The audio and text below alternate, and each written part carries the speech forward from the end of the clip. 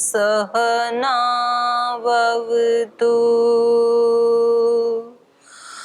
सहनौ भुनक्तु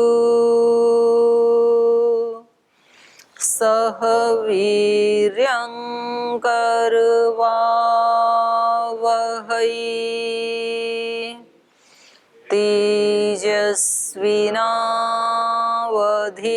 तेजस्विनावधीतमस्तु मा विद्विषावहै ॐ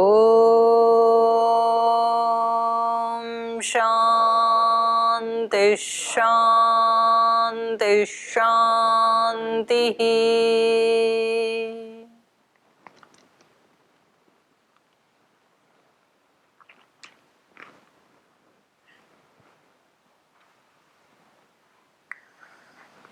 कल हमने अंतःकरण के बारे में पढ़ा था और उन अंतःकरणों में भी बुद्धि सबसे विशेष करण है, प्रधानता है बुद्धि की। क्यों है उसकी प्रधानता? सर्व प्रत्युपभोगम यस्मात् पुरुषस्य साधयति बुद्धि और सा एव च विशिनष्टि पुनः प्रधान पुरुषांतरम सूक्ष्मम। क्योंकि वो बुद्धि ही सारे उपभोगों को संपादित करती है। पुरुष के लिए जो भोग हैं वो भी सारे बुद्धि ही संपादित करती है पुरुष के लिए। और वही प्रधान और पुरुष का जो सूक्ष्म अंतर है उसको विशिनष्टि, वही उसके सामने अभिव्यक्त करती है, वही विभाग करके बताती है। तो इसलिए बुद्धि की सब में प्रधानता है, सारे करणों में। बाह्य करणों की अपेक्षा तो अंतःकरणों की प्रधानता है। और अंतःकरण जो है 3, उनमें भी बुद्धि की प्रधानता है। तो इनको क्या कहा था? जो भौतिक हैं उनको तो विशेष कहा था, भूतों को विशेष कहा था और तन्मात्राओं को अविशेष कहा था।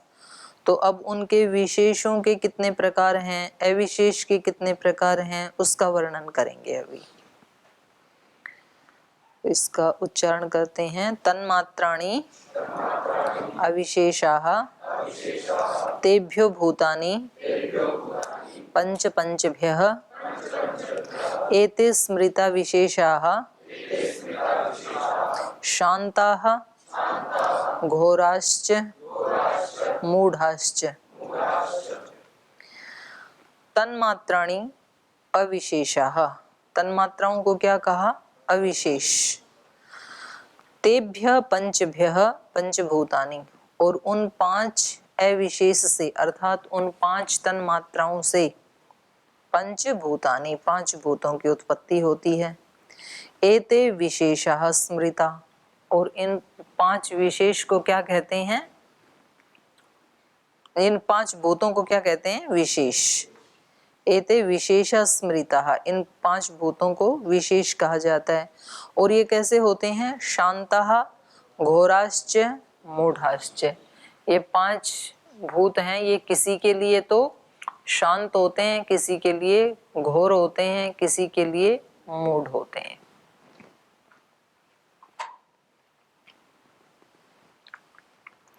पूर्वम उक्तम विशेषा अविशेष विषयाणि, पहले बताया था कि विशेष और अविशेष वाले होते हैं। ये कौन? नहीं, ये विकार प्रकृति के है जी। कौन बोल रहा है? विशेषा अविशेष विषयाणि तत्के विषयः तान दर्शयति। तो कौन कौन से वो विषय हैं उनको बताया जा रहा है। यानी पंच तन्मात्राणि अहंकारात उत्पद्यन्ते, जो 5 तन्मात्राएं जो कि अहंकार से उत्पन्न होती हैं, ते वो क्या हैं? ते शब्द मात्रम, स्पर्श मात्रम, रूप तन्मात्रम, रस तन्मात्रम, गंध तन्मात्रम। एतानि अविशेषा उच्यन्ते, इनको अविशेष कहा। क्योंकि तत्मात्र है ना, तो उनमें विशेष कुछ भी नहीं है। देवानाम एते सुलक्षणा विषया दुख मोह रहिता। तो इनका उपयोग कौन करते हैं? देव करते हैं। तो देवों के लिए ये कैसे हैं? तन्मात्राएं सुख लक्षणा, सुख लक्षणा विषया, ये देवों के विषय बनते हैं तन्मात्र, क्योंकि वो तो उनका स्थूल शरीर नहीं ना होता है, तो इसलिए उनके सब रूप, स्पर्श, रस ये सब क्या होते हैं? सूक्ष्म होते हैं। इसीलिए तो देवों को भोग लगाते हैं। तो फिर कुछ कहते हैं कि देवता तो खाते ही नहीं है, तो खाएंगे तो नहीं क्योंकि वो स्थूल नहीं है, तो वो उसमें से सूक्ष्म भोग लगा लेते हैं। हैं? हाँ, यज्ञ से खा लेते हैं, ठीक है, वो सूक्ष्म हो जाता है ना, तो उसको देवता खाते हैं, सूक्ष्म को फिर।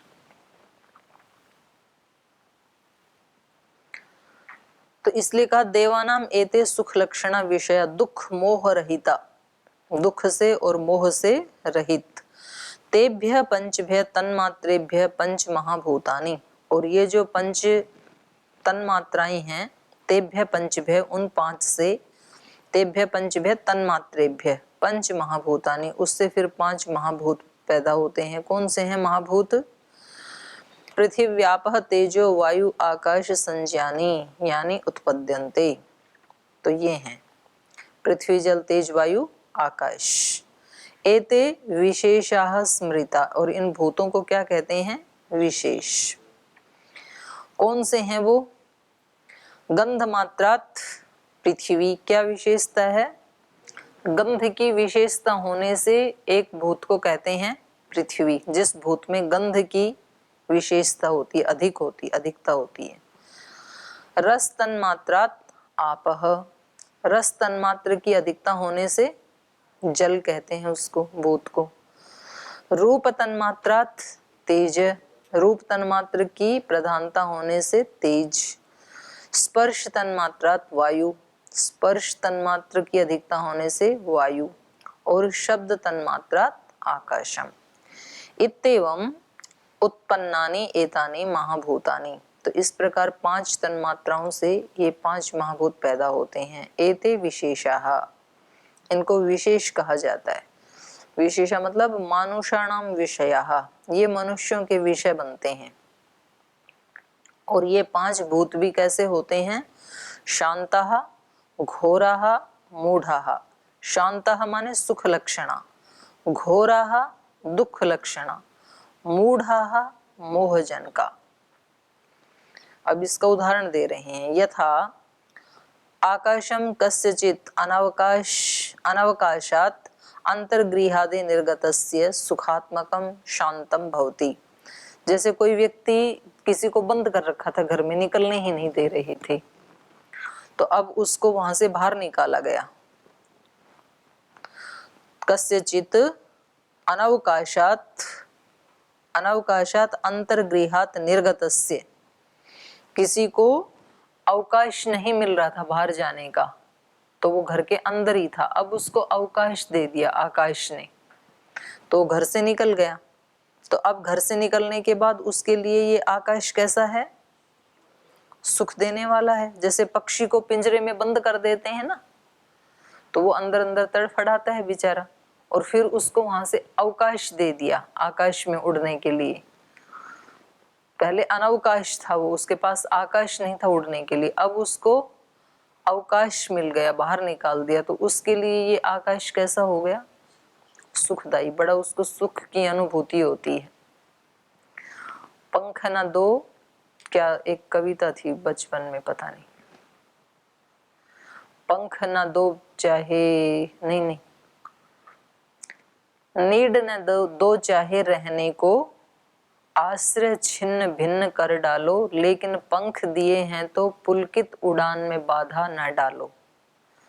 भले ही आप रहने के लिए घर मत दो हमें, भले ही हमारा आश्रय भी छिन्न भिन्न कर डालो, लेकिन भगवान ने हमें पंख दिए हैं तो हमारी उड़ान में बाधा ना डालो।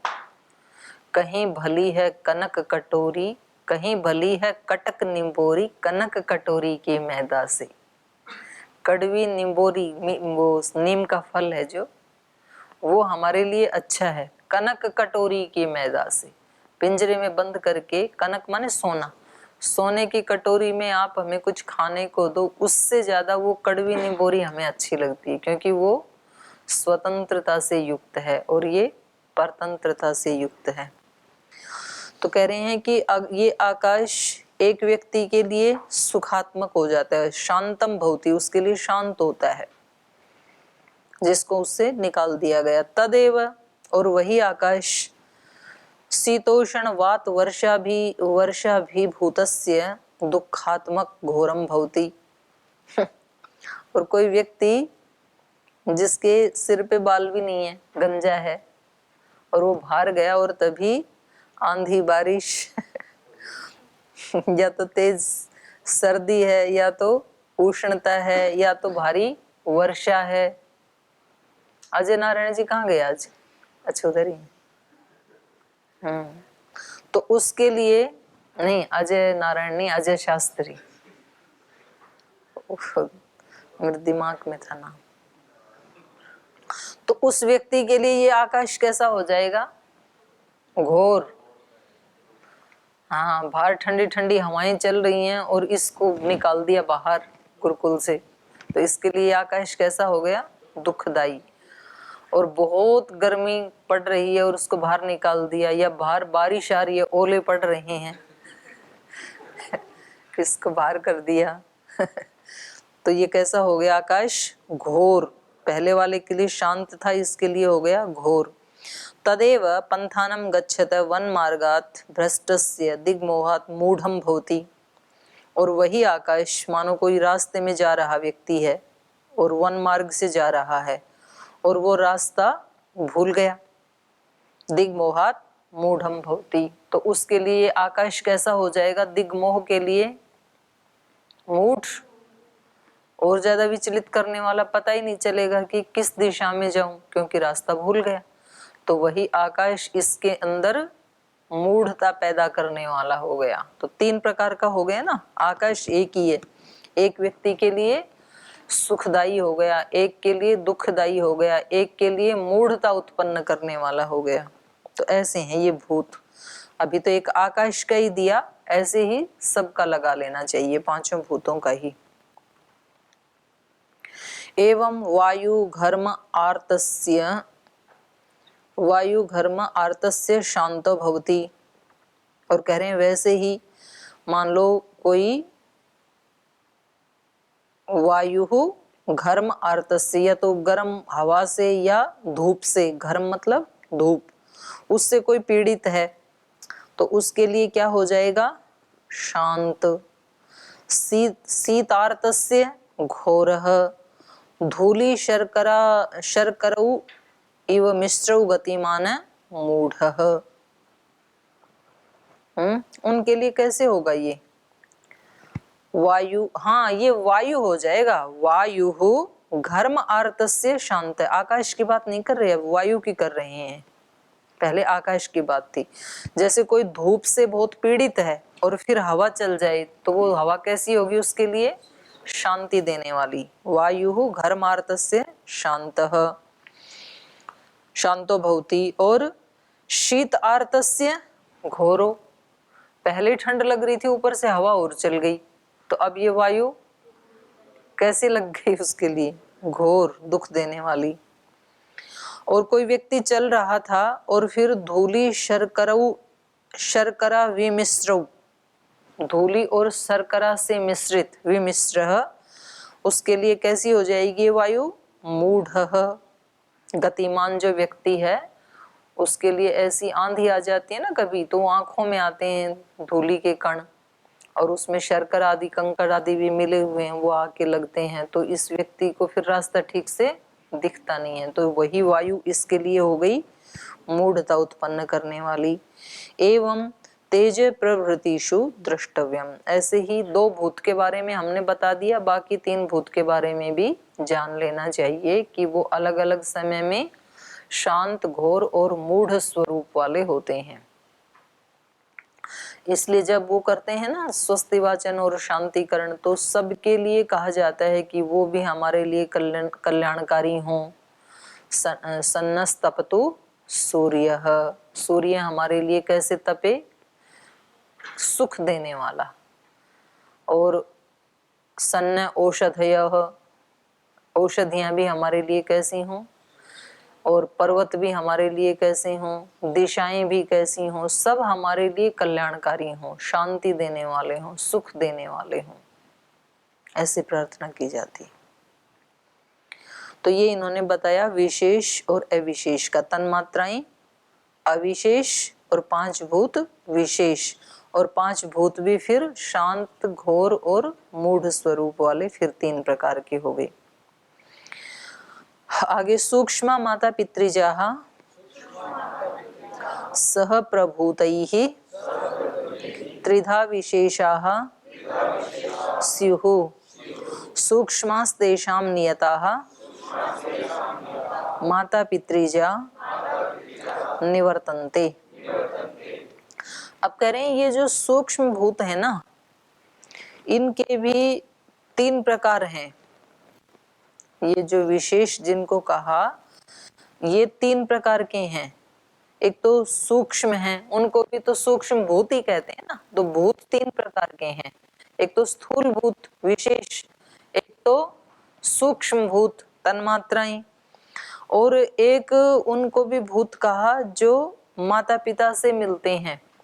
माता पिता से मिलते हैं मतलब जब गर्भ में शिशु वो आता है कोई आत्मा, तो पहले तो शरीर बनता नहीं है ना, तो इन सूक्ष्म पंचभूतों के परमाणुओं से ही उसके शरीर का उपचय होता है।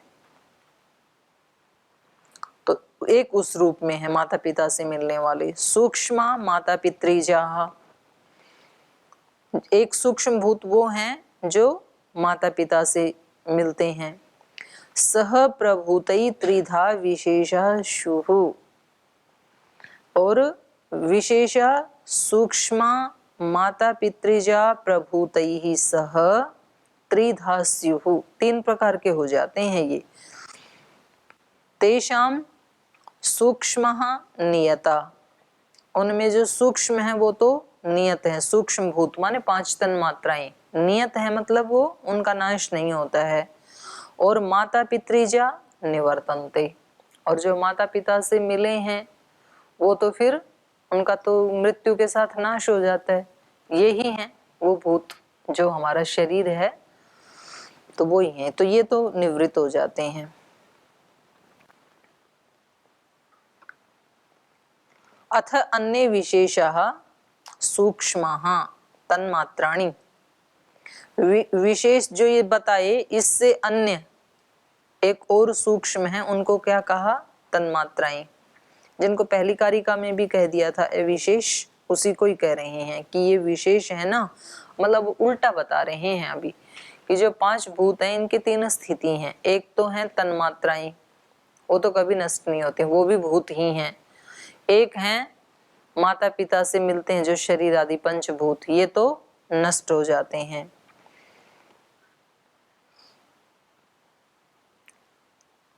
अथ अन्य, तीसरे कौन से हैं, माता पिता से मिला फिर उसमें उपचय भी तो होता है ना, बाद में भी तो बढ़ता है शरीर।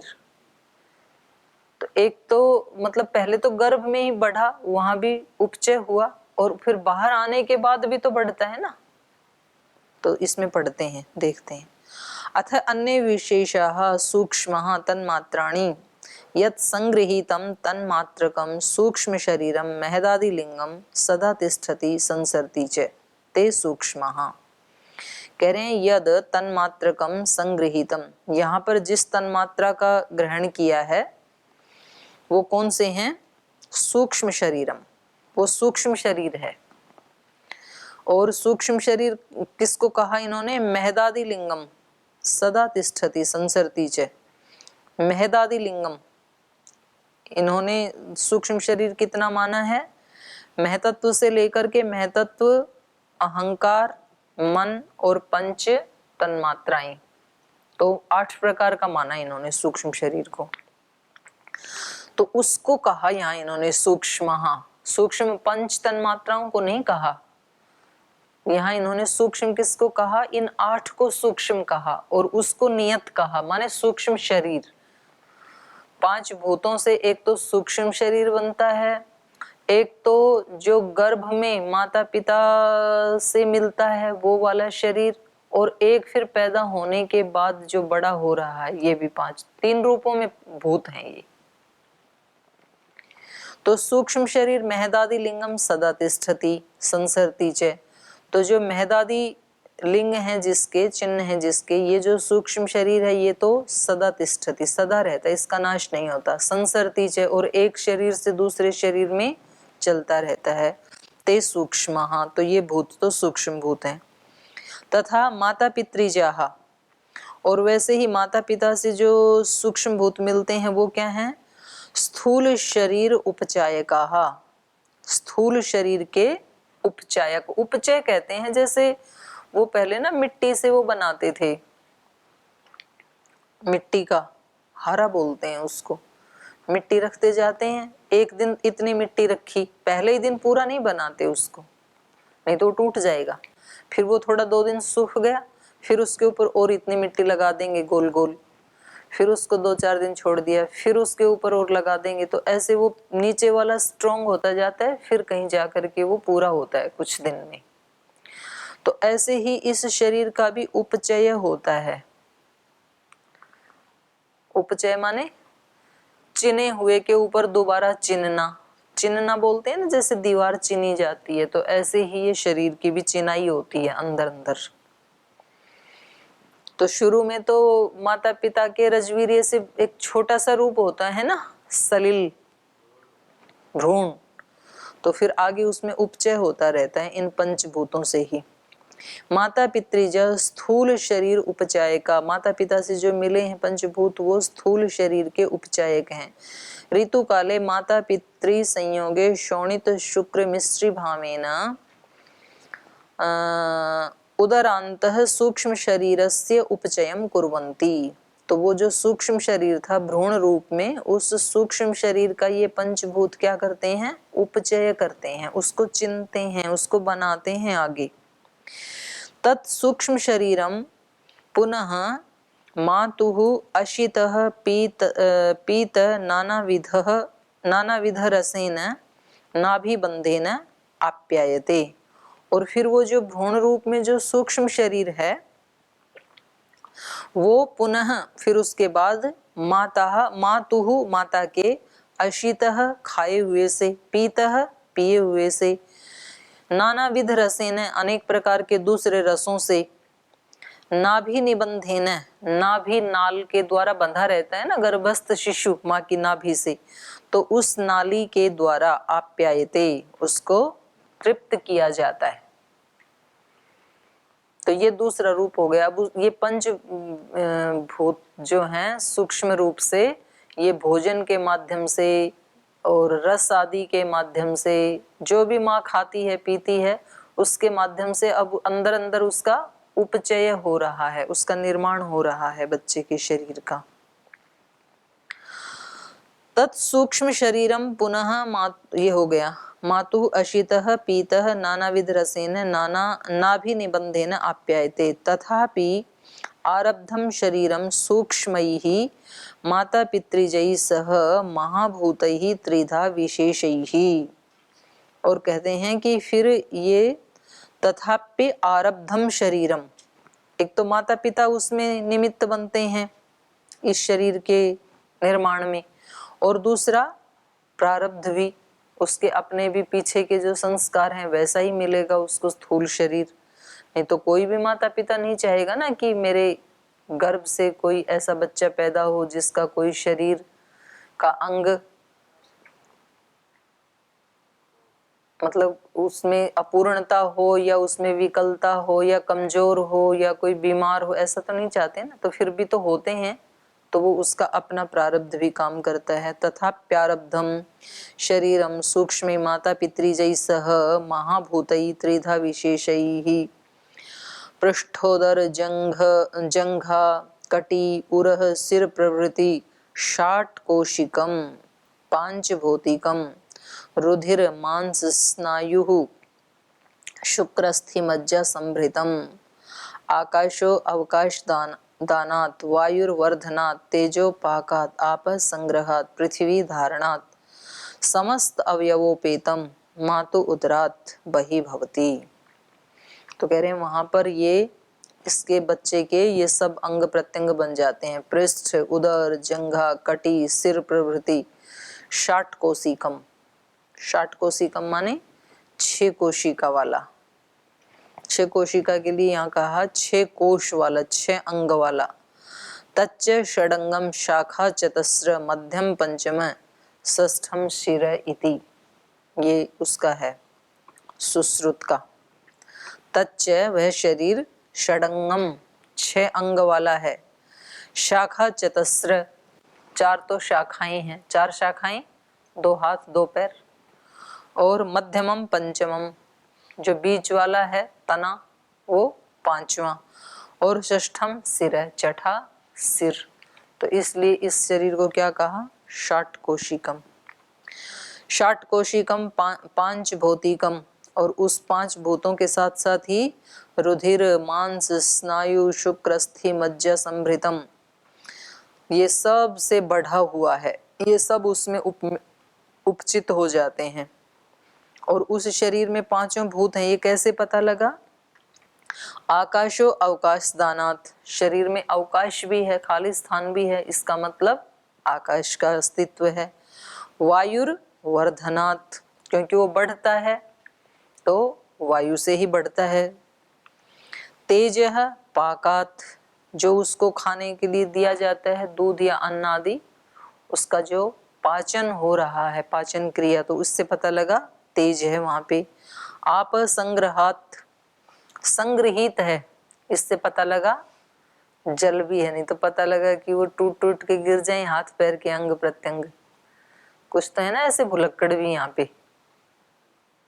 तो पता लगा जी अच्छा दाहिने वाला हाथ जो तो कमरे में ही रह गया, तो अब लिखूं किससे? तो गुरुकुल में ही रह गया। हैं आप में कुछ ऐसी देवियां, पैर बोले जी एक पैर तो वहीं रह गया, सो रहे थे तो वहीं रह गए। हैं?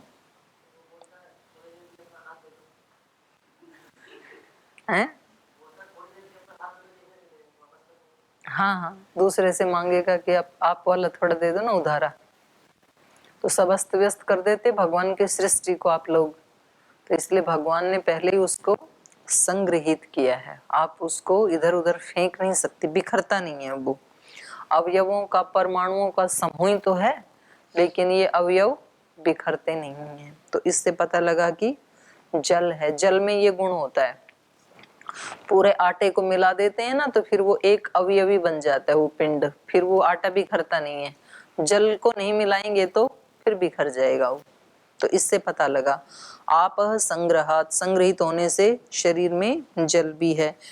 पृथ्वी धारणात, इसको हमने धारण किया हुआ है, तो इससे पता लगा कि इसमें पृथ्वी महाभूत भी है, क्योंकि धारण शक्ति पृथ्वी की ही है।